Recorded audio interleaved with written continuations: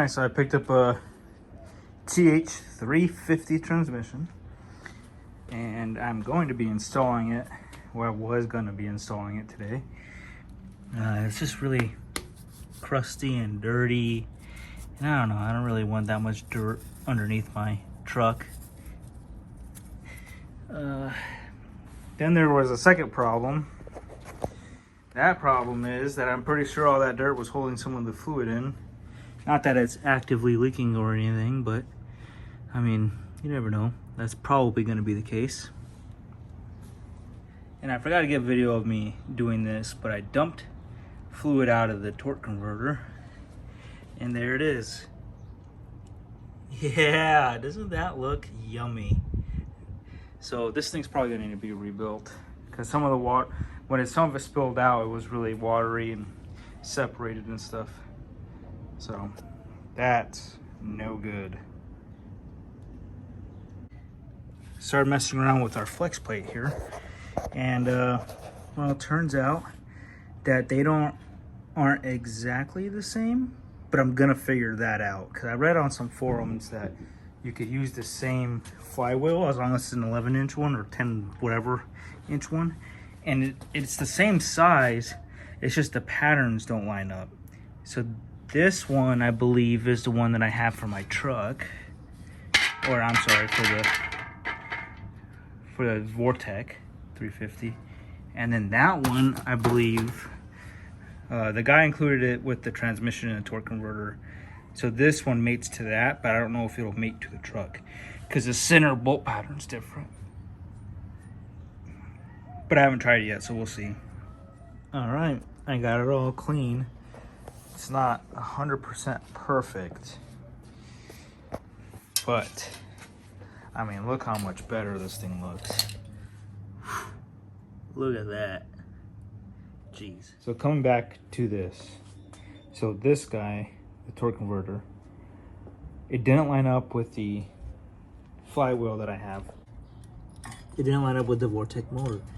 So I come to a conclusion. I've done a little bit more research, and my motor has to have this weight. I'm not exactly sure why. Something to do with the seal, I think, the rear main, but I'm not quite sure. So this will go on this way. Those holes there that are yellow, right there, those are going to be the holes that I use for the torque converter. They line up with the torque converter. I just have to drill that hole, which if you go through, it just misses the weight. So we should be good with that. And then back to the transmission. So I got the flywheel here mounted. The flywheel's mounted. And I took I'm not even quite sure what this is. I'm pretty sure this is the mount, because this looks like rubber. Yeah, that's rubber. So this is just gone off of it. So I'm just gonna go ahead and just put these bolts back where they got them from, so I don't lose the bolts in case I need them.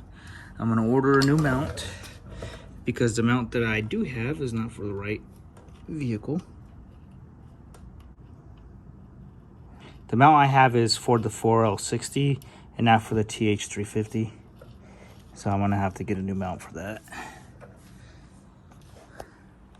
Okay, so here is my dilemma. Probably gonna have to go to the junkyard, because I bought these starter bolt kits for GM, and this would be perfect right there, but we're just a hair past it, so that one's not gonna work. Then this one is just absolutely not gonna work, and I'm not even gonna show you that little stubby one. So starter's gonna be on hold for now. We'll get to that eventually. Once I do the starter, though, I really want to try to see if it'll turn and start and stuff, so I might have to wait a little bit to, well, I don't have to wait, but it would just make sense if I installed it when everything was already mounted up and then tried starting it to see if it turns over at least. I mean, I'm sure it will, because I can turn it by hand, but I just want to hear it run. I'm just going to take that out and the pedal, because I have no brakes anyways. I mean, if you look, right there in the back off the master cylinder there, it's cut. So I have no brakes to begin with. So I'm gonna take that out, and then the pedal and everything, because I might have a new pedal. At least I have a new arm for the pedal and everything. So that'll all just be replaced anyway. So I'm gonna take that out for now. I'm gonna keep it. I learned my lesson on throwing stuff away before I replace it, that is. So I'm just gonna take that out and then put it back on. The view's not gonna be the best because of the sun, the way the sun's coming into the garage, but let me see if I can get you guys a good view of it. Let me see. Got some dirt in my ear, gross. 80-year-old dirt. All right, so yeah, I see the sun. Okay. So you only got 2 bolts that mount it. And then, let me see. Can I keep the, and then over here, you have the cotter pin right here. That needs to be cut just so that this pops off. And that's about it. I'm gonna get to cutting or pulling. What are you eating? Fried chicken. I'm done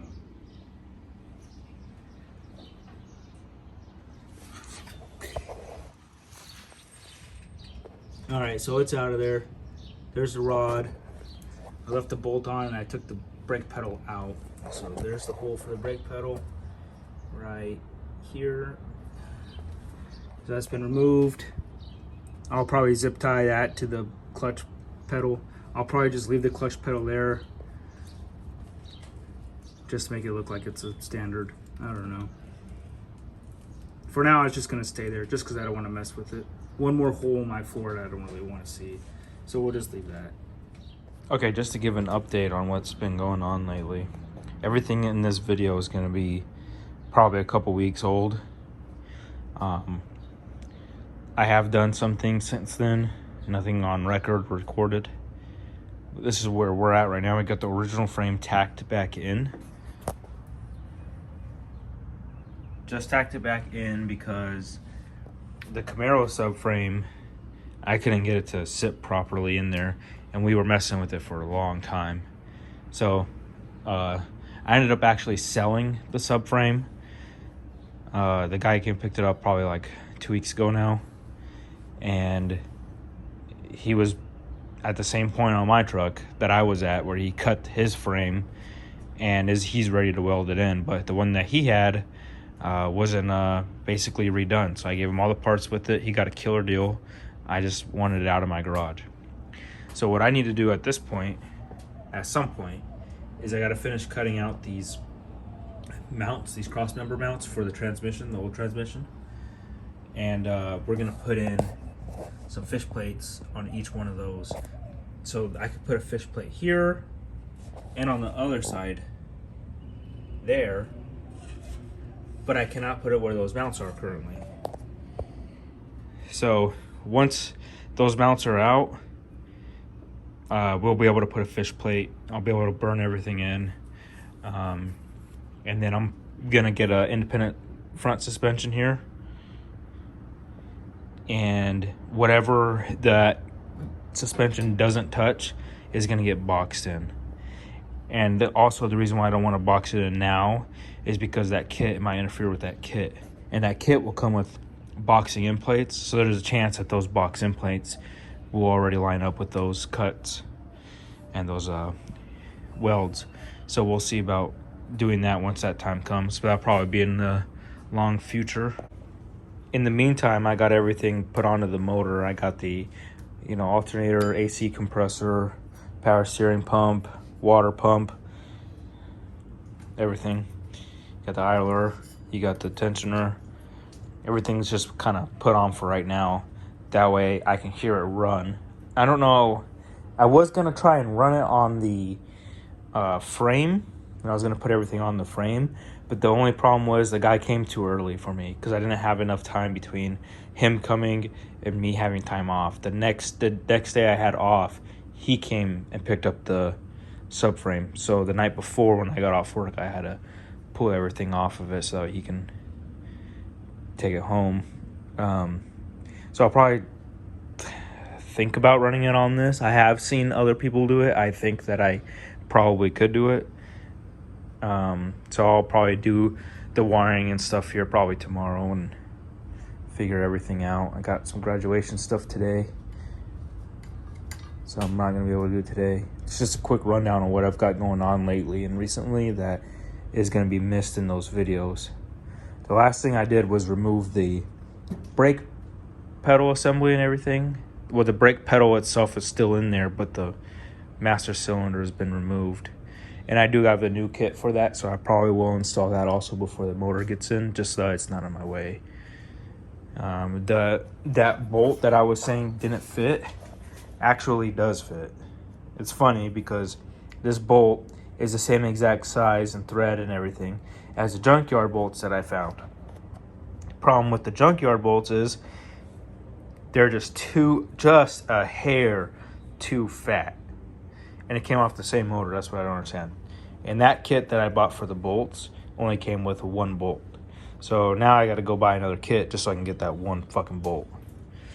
In the meantime, this is what we're dealing with here. I'll probably have to remove this. Oh, see, I can't even do that. This is all rubbing up against here, so that ain't gonna work. I don't know about running it now. I didn't see that. We got the bolts running against the flywheel here. I just noticed that. So I don't know. Now I don't know about starting it. Actually, I probably could. I could just flip these bolts around. Put the bolt head in here, nut over here. Never mind. Excuse my dumbness. We'll get to this though. We're looking good so far.